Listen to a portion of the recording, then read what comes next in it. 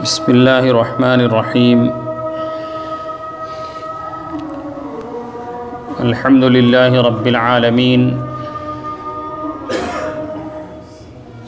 वल आक़िबतु लिल मुत्तक़ीन वस्सलातु वस्सलामु अला सय्यिदिल अंबियाइ वल मुरसलीन सय्यिदिना व मौलाना मुहम्मदिन व आलिहि व अस्हाबिहि अजमाइन। अम्मा बअदु फ़अऊज़ु बिल्लाहि मिनश शैतानिर रजीम। बिस्मिल्लाहिर रहमानिर रहीम। इन्नमल मुअ्मिनूना इख़्वह फ़अस्लिहू बैना अख़वैकुम। सदक़ल्लाहुल अज़ीम।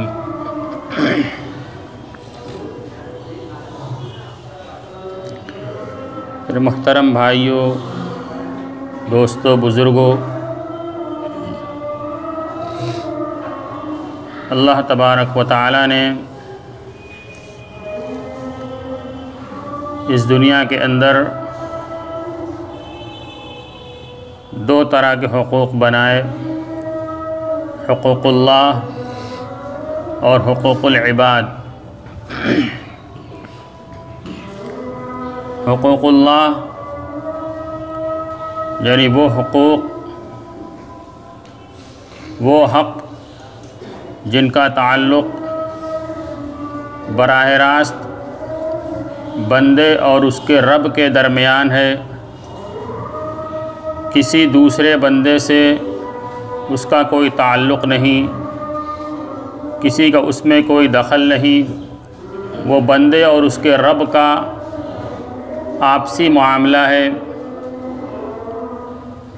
और हुकूक़ुल्लाह के अंदर जो चीज़ें हैं वो बुनियादी इबादात जो हम करते हैं, ईमान, नमाज, रोज़ा, हज, ज़कात, ये सब हुकूक़ुल्लाह हैं।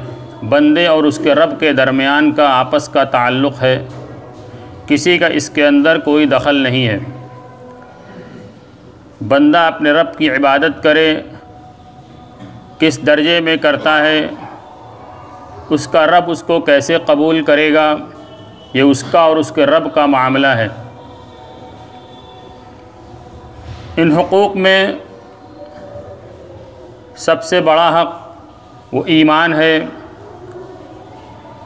जो हर चीज़ की बुनियाद है,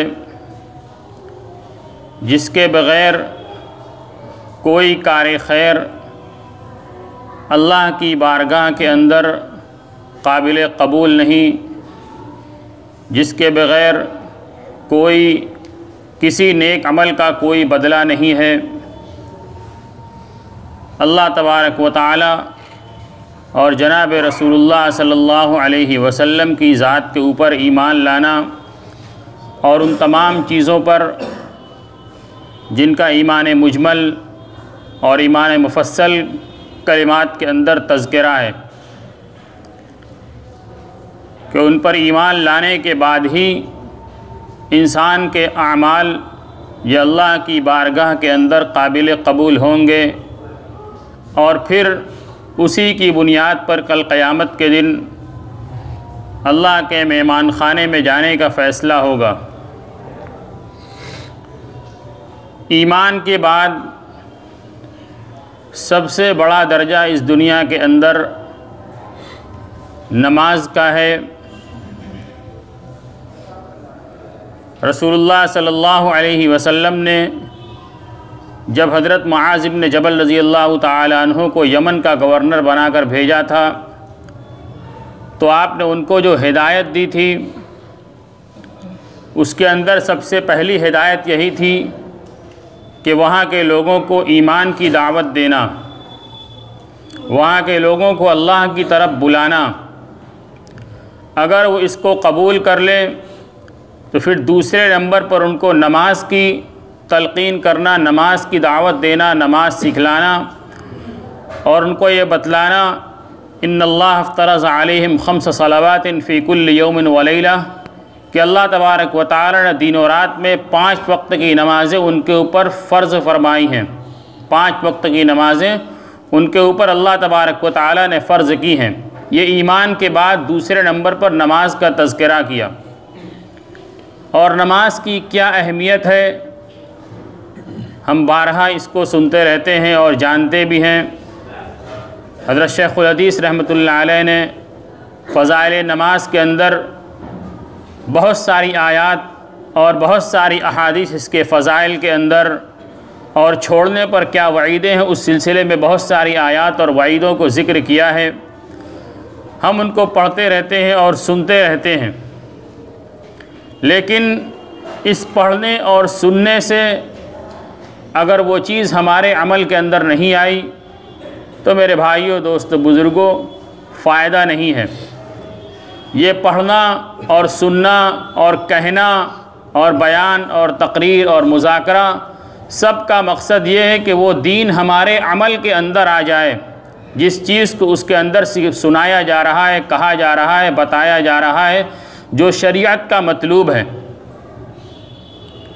इसलिए हमें नमाज को अपनी ज़िंदगी के अंदर लाना पड़ेगा।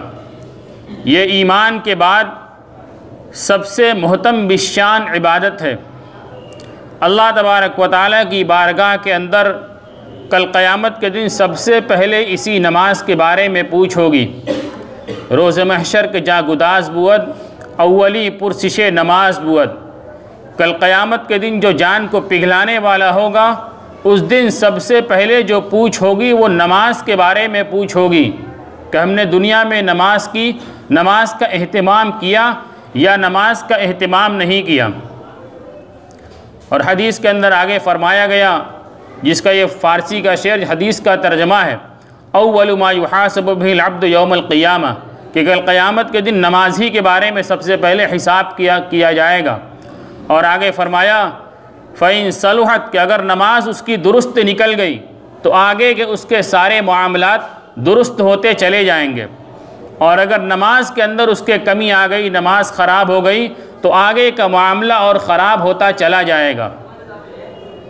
तो नमाज ये ईमान वालों के लिए बुनियादी अमल है, और इस नमाज का इंसानी ज़िंदगी के बनाने के अंदर बहुत बड़ा दखल है कि नमाज के ज़रिए से इंसानी ज़िंदगी संवर जाएगी। अल्लाह की बारगाह में इसी के ज़रिए से मसाइल हल होंगे। अहादीस के अंदर बेशुमार इसकी तरगीब दी गई है, हत्ता के आखिर दर्जे में इसको ईमान और कुफ्र के दरमियान फ़र्क पैदा करने वाली चीज़ करार दे दिया गया कि ईमान और कुफ्र के दरमियान ये नमाज ही के ज़रिए फ़ासला है। यानी अगर कोई आदमी नमाज पढ़ रहा है तो वो ईमान के अंदर शामिल है, और अगर वो नमाज नहीं पढ़ता है तो गोया कि वो कुफ्र की सरहद के अंदर दाखिल होने वाला है।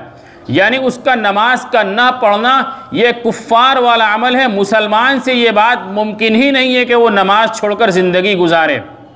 नमाज छोड़ना ये तो काफिरों का अमल है।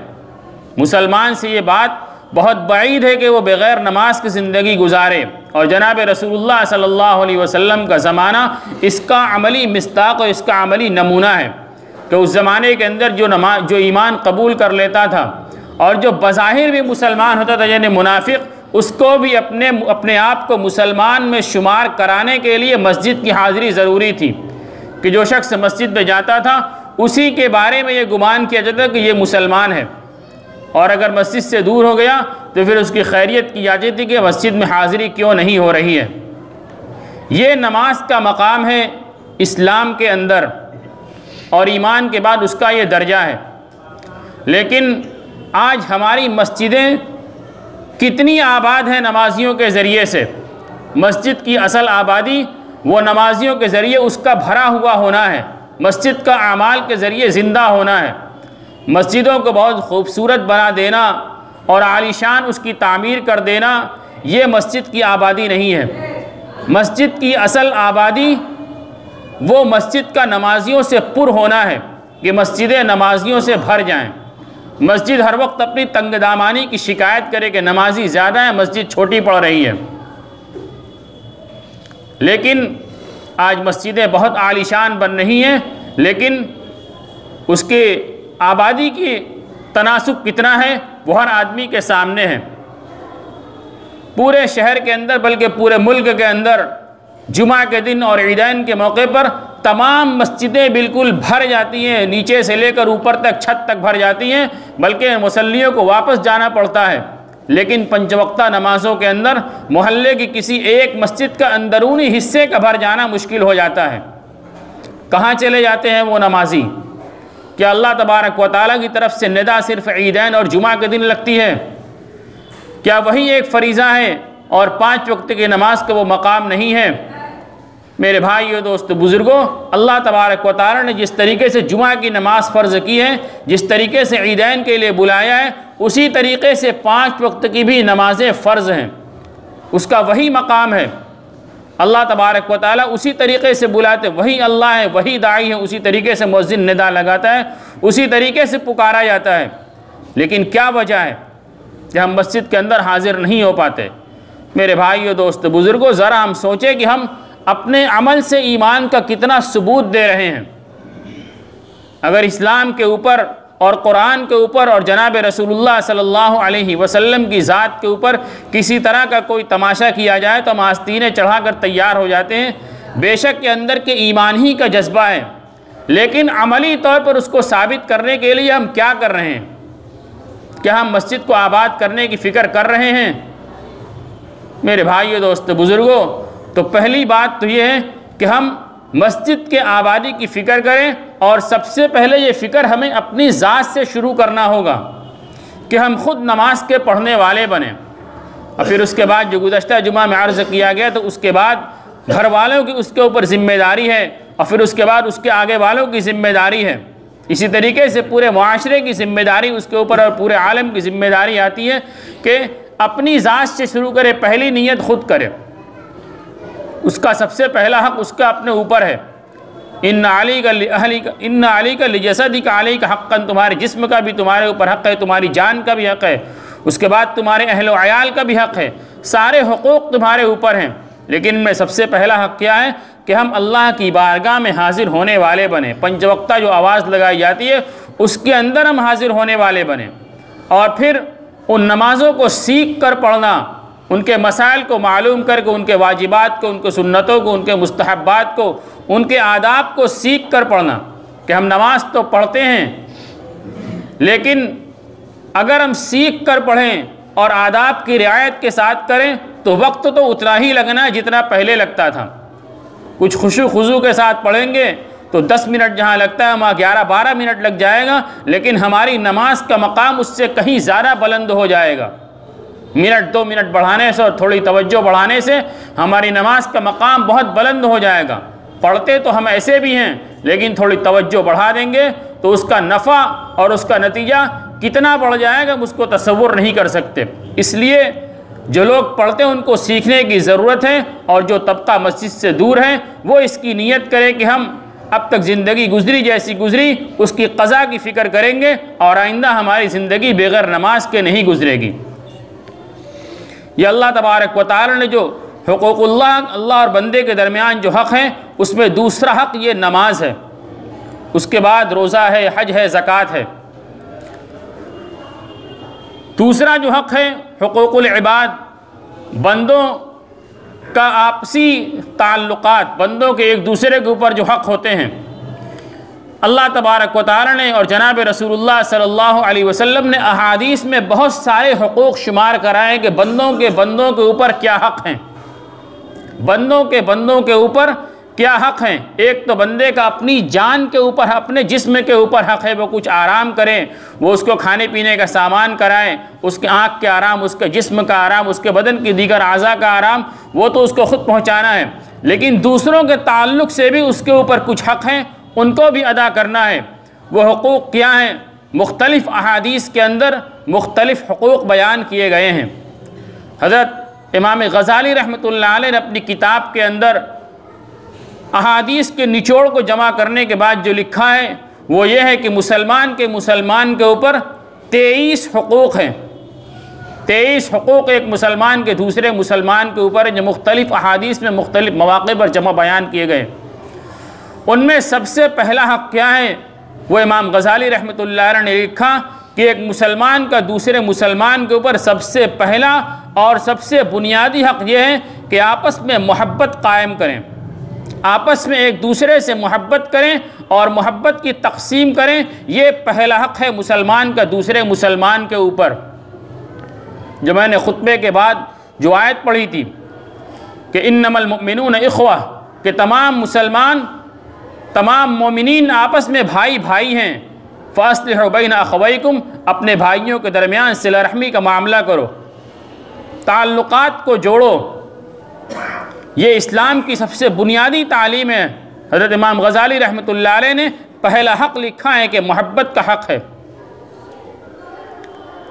जनाब रसूलुल्लाह सल्लल्लाहु अलैहि वसल्लम ने जिस मुआशरे के अंदर इस दीन की तबलीग को शुरू किया था, वो कैसा मुआशरा था हर एक को मालूम है कि वहाँ हर गुनाह उनके घुट्टी के अंदर पड़ा हुआ था। और जनाब रसूलुल्लाह सल्लल्लाहु अलैहि वसल्लम ने उनके ऊपर मेहनत करके मुआशरा बनाया था, जिनके अंदर नस्ली तासुब और जो है तो एक दूसरे को नीच दिखाना, अपनी तालनी को साबित करना, जिनकी घुट्टी में बढ़ा हुआ था कि हम बड़े हैं, दूसरे हमारे मुकाबले में छोटे हैं, हमारा हसब नसब ऊंचा है, हमारा ख़ानदान ऊंचा है, हम शराफत वाले हैं। इनके नस्ल के अंदर, जिनकी घुट्टी के अंदर ये बात भरी हुई थी, जनाब रसूलुल्लाह सल्लल्लाहु अलैहि वसल्लम ने उनके ऊपर मेहनत की थी और मेहनत करने के बाद मुआशरा बनाया था, जिनमें मुख्तलिफ़ इलाक़ों के लोग एक जगह जमा हुए थे और आपस में शीरो शकर की तरह हो गए थे। हज़रत सलमान रज़ी अल्लाह तआला अन्हु फ़ारिस के रहने वाले, हज़रत बिलाल हबशा के रहने वाले, हज़रत अबू सुफियान बनु उमैया के, हज़रत अबू ज़र ग़िफ़ारी कबीले ग़िफ़ार के, हज़रत तुफ़ैल कबीले दौस के और मुख्तलिफ़ सहाबा मुख्तलिफ़ इलाक़ों के मुख्तलिफ़ कबीलों के रहने वाले थे, जिनमें आपस में ये नस्ली तासुब भी था, अपनी ताल्ली साबित करना भी था, दूसरे को हक़ीर समझना भी था। हर एतबार से ये चीज़ उनके अंदर भरी हुई थी। लेकिन रसूलुल्लाह सल्लल्लाहु अलैहि वसल्लम ने जब दीन की दावत दी और ईमान की निस्बत पर जब एक दूसरे से जुड़े, तो कैसी मोहब्बत उनके दरमियान पैदा हुई कि ये नस्ली तासुब और अपनी ताल्ली को साबित करना सब मिट कर ख़त्म हो गया। और हिजरत के बाद रसूलुल्लाह सल्लल्लाहु अलैहि वसल्लम ने जो मुआख़ात का रिश्ता कायम किया कि एक दूसरे को भाई बनाया, उस बुनियाद पर जो मोहब्बत कायम हुई, उसकी नज़ीर पूरी दुनिया न पहले पेश कर सकी है, न क़यामत तक पेश कर सकेगी। और वो नज़ीर दुनिया वालों के लिए हमेशा है, लेकिन हम ईमान वालों के लिए सबसे पहले दर्जे पर है कि हम उन्हीं के नाम लेवा हैं, हमारे पेशवा वही हैं, हमारे मुक्तदा वही हैं, हमारे आइडियल वही हैं, हज़रात सहाबा किराम की ज़िंदगी और जनाब रसूलुल्लाह सल्लल्लाहु अलैहि वसल्लम की तालीम, कि उन्होंने आपस में कैसी मोहब्बत की थी, ईमान की बुनियाद पर, इस्लाम की बुनियाद पर, मुसलमान होने की बुनियाद पर। और आज वो मोहब्बत हमारे अंदर कितनी है। तो मेरे भाइयों, दोस्तों, बुज़ुर्गों, उस मोहब्बत को हमें अपने अंदर पैदा करना है कि किसी एतबार से दूसरे की हक़ारत हमारे अंदर ना आए, किसी की तरफ से हसद हमारे अंदर ना आए, किसी की बेआबरोई हमारी तरफ से ना हो, किसी की पर्दादरी हमारी तरफ से ना हो। इनमें से हर एक अपनी जगह पर बहुत बड़ा बड़ा गुनाह है। ये हसद, ये इतना बड़ा गुनाह है कि इसके बारे में फरमाया गया कि हसद अगर दिल के अंदर पैदा होगा तो ये पूरा का पूरा नेकियों के खिरमन को जलाकर राख कर देगा। हमारी जितनी नेकियां हैं सबको भस्म कर देगा ये हसद की आग। इसी तरीके से हम किसी की बेआबरूई करें, किसी की पर्दादरी करें, कल क़यामत के दिन अल्लाह तबारक व तआला हमारी बेआबरूई करेगा, हमारी पर्दादरी करेगा। और भी बहुत सारे गुनाह हैं। आज पूरा मुस्लिम मुआशरा खुसूसन इस बीमारी के अंदर मुब्तला है। दूसरे की आबरू को उछालना, दूसरे की इज़्ज़त को नीलाम करना। हमें क्या हक़ पहुँचता है इस कायनात के अंदर? हज़रात अंबिया किराम रिज़वानुल्लाहि अलैहिम अजमईन के बाद कौन फ़र्द बशर गुज़रा है जिससे कभी कोई गुनाह ना हुआ हो, जिससे कभी कोई गलती ना हुई हो? अंबिया मासूम थे, अंबिया के बाद इस दुनिया के अंदर कोई मासूम नहीं गुज़रा, हर एक से गुनाह हुआ है। सहाबे किराम महफूज थे, अल्लाह तबारक व तआला ने उनकी हिफाजत की, लेकिन उसके बाद हर एक से गुनाह सरजद हुआ है, चाहे वो किसी भी दर्जे का वली अल्लाह कुतुब व अब्दाल हो, लेकिन गुनाह हुआ है। क्या उसके गुनाह का ये मतलब है कि हम उनकी गुनाह को सरे बाज़ार उछालें, उसको हम नीलाम करें। मेरे भाई और दोस्त बुज़ुर्गों, अगर अल्लाह तबारक व तआला ने उसके गुनाह को छुपा दिया, उसके ऐब को पर्दा डाल दे, उसकी पर्दापोशी कर दी, तो हमें कोई हक़ नहीं पहुँचता है कि उसकी पर्दादरी करें। हम उसके बीते हुए कल के मुआशरे के सामने पेश करें, उसको सरे बाज़ार नीलाम करें। हम इसके ज़रिए उसका तो कोई नुकसान नहीं कर सकते। अगर उसने सब्र कर लिया तो उसकी नेकियों का ख़जाना बहुत बढ़ जाएगा, लेकिन हमारा सब कुछ उसके ख़जाने के अंदर चला जाएगा और हम अपनी आक़िबत को बर्बाद कर लेंगे। उसने गुनाह किया हो चाहे न किया हो, इससे हमें क्या मतलब है? हम तो अपने अमल के ज़िम्मेदार हैं कि हम क्या कर रहे हैं। दूसरे के ऊपर हमें कीचड़ उछालने का क्या हक़ है? ये बहुत बड़ा गुनाह है, बल्कि गुनाह कबीरा है, और इसके अंदर क्या छोटे क्या बड़े, हर एक इसके अंदर मुब्तला है। पूरा मुआशरा इसके अंदर मुब्तला है, और जो लोग सोशल मीडिया के ऊपर वो इसको अच्छी तरीके से देख रहे हैं, सब समझ रहे हैं। मेरे भाइयों, दोस्तों, बुज़ुर्गों, इस गुनाह से हम कैसे बच सकते हैं? इस गुनाह के बचने का तरीक़ा यही है कि हम हज़रात सहाबे किराम की ज़िंदगी को देखें और अपने अमल से मतलब रखें कि हम क्या कर रहे हैं। अपना इस्तेहज़ार करें कि अल्लाह की बारगाह के अंदर पेश करने के लिए हम क्या नाम-ए आमाल तैयार कर रहे हैं। अल्लाह तबारक हज़रत अली रज़ी अल्लाह तआला अन्हु के बारे में एक वाक़या आता है कि उनके ज़माने में एक शख्स को पेश किया गया जिसके ऊपर किसी जुर्म की वजह से हद जारी होना था। किसी गुनाह का सबूत उसके ऊपर हो गया और उस पर हद जारी होनी थी।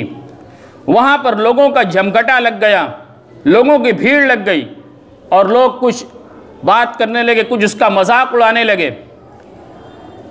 तो हज़रत अली रज़ी अल्लाह तआला अन्हु ने उनको खुदा की कसम देकर कहा कि तुम में से किसी से भी अगर ये गुनाह किसी एक मर्तबा भी हुआ हो तो वो यहाँ से हट जाए। जिस गुनाह के अंदर ये गिरफ़्तार हुआ, जिसकी हद इसके ऊपर जारी होनी है, तुम में से अगर कोई भी उस गुनाह के अंदर मुब्तला, ज़िंदगी में किसी भी मर्तबा वाक़ई हुआ, एक मर्तबा भी अगर उस गुनाह के अंदर मुब्तला हुआ हो, वो यहाँ से हट जाए। क्या कहा कि अगर एक मर्तबा भी उस गुनाह के अंदर तुम में से कोई मुब्तला हुआ हो तो वो यहाँ से हट जाए। किताब के अंदर लिखा है वह पूरा मजमा वहाँ से मुंतशिर हो गया। क्या पता चला कि हर आदमी गुनाह के अंदर मुब्तला है, लेकिन अपनी तरफ निगाह जाने के बजाय हम दूसरे के ऊपर कीचड़ उछाल रहे हैं।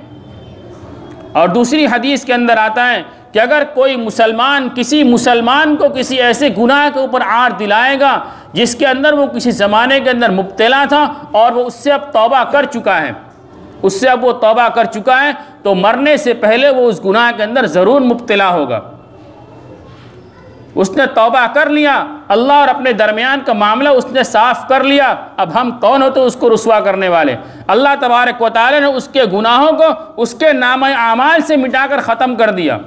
कल क़यामत के दिन भी उसके बारे में उससे पूछ नहीं होगी, अल्लाह उसका तज़किरा भी नहीं करेंगे। हम कौन होते उसका तज़किरा करने वाले और उसको दूसरों के सामने बदनाम करने वाले? मेरे भाइयों, दोस्त, बुज़ुर्गों, हम अपनी फ़िक्र करें कि हमारे अंदर कितने गुनाह हैं, हमारी ज़िंदगी कैसी गुजर रही है। क्या हम अल्लाह के राज़ी करने वाले अमाल के साथ ज़िंदगी गुजार रहे हैं या उसके बग़ैर ज़िंदगी गुजार रहे हैं? हम उसकी फ़िक्र करें, अपनी इस्लाह की फ़िक्र करें। हर एक का मामला उसके रब के हवाले कर दें। जो जैसा होगा अल्लाह तबारक व तआला उसका हिसाब कर लेंगे। हम किसी का हिसाब करके बैठकर अपनी आक़िबत को बर्बाद न करें। अल्लाह तबारक व तआला हम सबको कहने सुनने सद अमल की तौफ़ीक़ अता फ़रमाए। व आख़िरु दावाना अनिल हम्दुलिल्लाहि रब्बिल आलमीन।